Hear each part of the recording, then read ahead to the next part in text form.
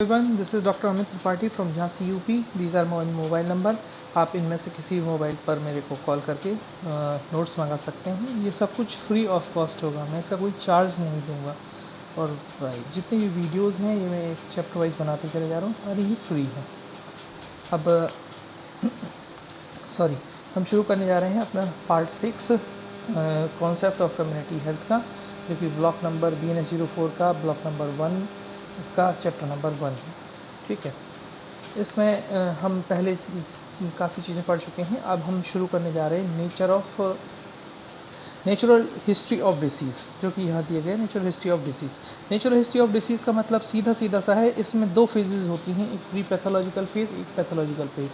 Pre pathological phase और pathological phase को मिला के नेचुरल हिस्ट्री ऑफ डिसीज़ बनता है। आप इसको ऐसा समझ सकते हैं। ये होता क्या है नेचुरल हिस्ट्री ऑफ डिसीज़? सीधी सी बात है, जब हम किसी वायरस या बैक्टीरिया के अगेंस्ट एक्सपोज होते हैं, एक्सपोज मतलब हम उसको जिस कमरे में या जो जैसे व्यक्ति कोई कोरोना की ही एग्जांपल ले लेते हैं। अगर किसी व्यक्ति ने एकदम से छींका या खांसा, वो समय जब उसने छींका खांसा और हमने उनके वायरस को इनहेल कर लिया, वो एक्सपोजर का समय हुआ हमारा, से लेके सिम्टम तक, मतलब हमें सिम्टम आने तक पूरा समय, मतलब इसके पूरे ड्यूरेशन का समय, इस पूरे ड्यूरेशन को मिला के नेचुरल हिस्ट्री ऑफ डिसीज़ कहते हैं। ये डेफिनेशन दी है, याद रख लेना, शायद आ सकती है। Complete course of history from the time of human host is expose, ये लिखा expose to the disease agent. Agent की मतलब कोरोना वायरस के सामने अगेंस्ट एक्सपोज होना इन एन एनवायरमेंट, वातावरण में। टू फाइनल आउटकम क्या होगा? सिम्टम्स निकल के आ जाएंगी। मतलब सीधी सी बात समझ रहे हैं, एक कंप्लीट कोर्स है जिसमें कि एक्सपोजर से लेके फाइनल आउटकम मतलब सिम्टम्स आने तक का समय। ठीक है, इसमें दो फेजेस होती हैं, pre pathological phases. Pre pathological phases में क्या होती है? Before onset of the disease. Onset मतलब लक्षण दिखने के पहले तक का समय, एक तरीके से इंक्यूबेशन पीरियड ही समझ लीजिएगा। और पैथोलॉजिकल फेज़ मतलब जहाँ की पर्टिकुलर लक्षण आने लगे। This phase is begin from entry of disease, मतलब डिसीज़ स्टार्ट हो जाती है। ससेप्टेबल एक वर्ड बहुत सुनने में तो बहुत आसान लगता है, लेकिन हकीकत में ससेप्टेबल वो होते हैं जिनका इम्यूनिटी पावर वीक हो। लाइक एक कोरोना वायरस में सभी लोग बीमार नहीं पड़े, कुछ लोग बीमार पड़े, कुछ लोग नहीं पड़े। तो जो लोग बीमार पड़े वो ससेप्टेबल थे। ससेप्टेबल को हम इससे भी सोच सकते हैं जो कि पर्टिकुलर पुरानी किसी बीमारी के कारण उनकी इम्यूनिटी पावर ख़राब हो, और जिनका न्यूट्रिशन स्टेटस बहुत अच्छा ना हो, हेल्दी पर्सन ना हो, जो बार बार बीमार पड़ते हैं, वो सब ससेप्टेबल होते हैं। ठीक है, तो मतलब इन डिसीज़ की शुरुआत उनमें हो जाती है कि इसमें डिसीज़ की शुरुआत नहीं होती, पैथोजन घुसते हैं और शरीर के अंदर रहते हैं, और ऑनसेट मतलब डिसीज़ की शुरुआत के पहले तक का समय होता है। इसके बाद है नेचुरल हिस्ट्री ऑफ डिसीज़ का एक टेबल दिया गया है, इसको बड़े ध्यान से आपको समझना है। नेक्स्ट स्लाइड में इसमें टेबल दिया गया है। इस टेबल को बड़े ध्यान से समझने के लिए देखिए कि इसमें दो फेजेस दी गई हैं जो हम पहले पढ़ चुके हैं। Period of pre pathogenesis. Pre pathogenesis मतलब जो डिसीज़ शुरुआत हुई उसके पहले का है, मतलब इसमें पैथोजन तो इंटर हो जाएंगे बॉडी के अंदर, लेकिन सिम्टम्स नहीं आएंगे। पीरियड ऑफ पैथोजेनेसिस, पैथोजेनेसिस मतलब सिम्टम्स आने लगेंगे इसमें पूरे। डिसीज़ प्रोसेस, मतलब ये देखिए डिसीज़ प्रोसेस किस तरीके से इसमें इन्वॉल्व नहीं हुआ अभी व्यक्ति, उसके जस्ट अंदर एजेंट होस्ट एनवायरनमेंट के लिए ट्राइड इसलिए दिया गया है कि ये डिपेंड करता है कि एजेंट्स कितने मात्रा में शरीर में गए हैं, एजेंट की विरुलेंस पावर, उसकी पावर कितनी थी। इसको एग्जांपल के तौर पे सोच सकते हैं, जब हमारे यहाँ फर्स्ट वेव आई थी उस समय सेकेंड वेव में कोरोना में जब लॉकडाउन नहीं हुआ था सितंबर के अराउंड, उस समय अमेरिका में बहुत ज़्यादा लोग वो बीमार पड़े थे, जबकि इंडिया में नहीं पड़े थे। तो हम सोच रहे थे कि नहीं हमारा इम्यूनिटी पावर बहुत अच्छा है, जबकि ऐसा नहीं था। हकीकत में हमारे यहाँ जो कोरोना का वेरिएंट आया था वो बहुत कमज़ोर वेरिएंट था, जबकि अमेरिका में कोरोना का वेरिएंट बहुत स्ट्रॉन्ग वेरिएंट था। इसलिए वहाँ पे ज़्यादा बीमार, जो लोग ज़्यादा एक्सपायर भी हुए थे, बीमार भी ज़्यादा हुए थे।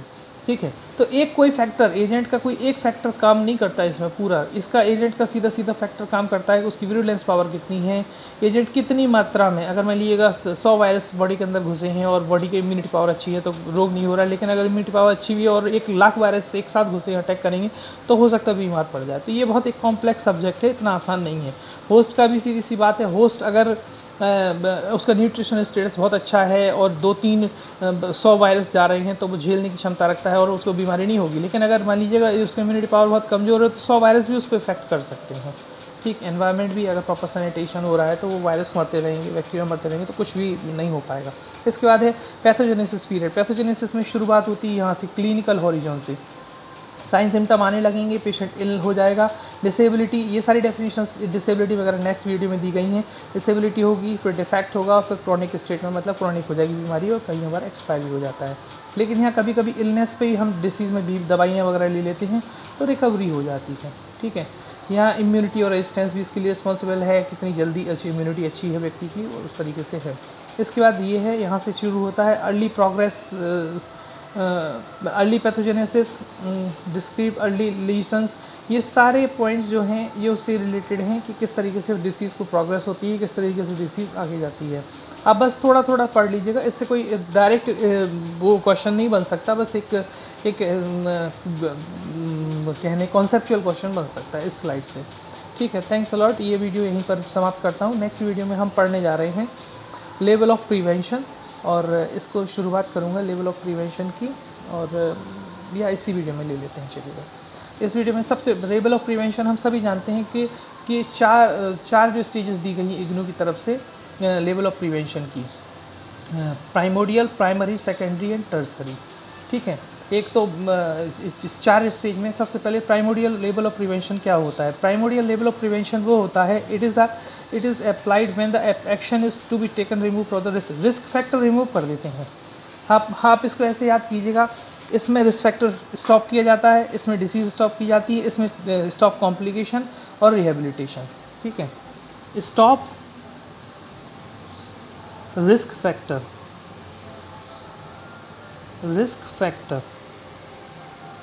Stop disease development. ठीक है, डिसीज़ डेवलपमेंट, स्टॉप कॉम्प्लिकेशन और इसके बाद रिहेबिलिटेशन। प्राइमोडियल लेवल प्रिवेंशन तब किया जाता है जबकि डिसीज़ हुई ही नहीं है। सपोज़ एक हेल्दी व्यक्ति है और उसको कोई भी बीपी की प्रॉब्लम या शुगर की प्रॉब्लम नहीं है, आप उस समय उससे कहें कि योगा कीजिएगा।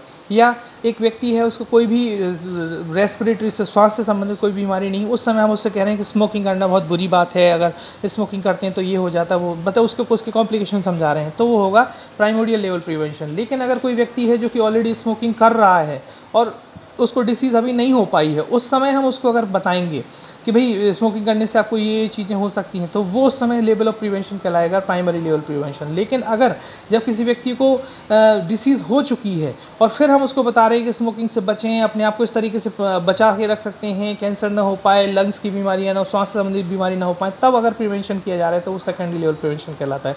लेकिन अगर कोई बीमारी हो ही चुकी है, क्रॉनिक बीमारी हो, वो ठीक नहीं हो पा रही, उस समय उसको लाइलाज बीमारी हो चुकी है, कैंसर वगैरह हो चुका है, उस समय हम उसकी जीवन शैली में कुछ सुधार लाने के लिए जो प्रयास करते हैं, उस समय वो किए गए प्रयास जो हैं वो हमारे टर्सरी लेवल ऑफ प्रिवेंशन में आते हैं। चलिए हम इसको फिर से पढ़ते हैं।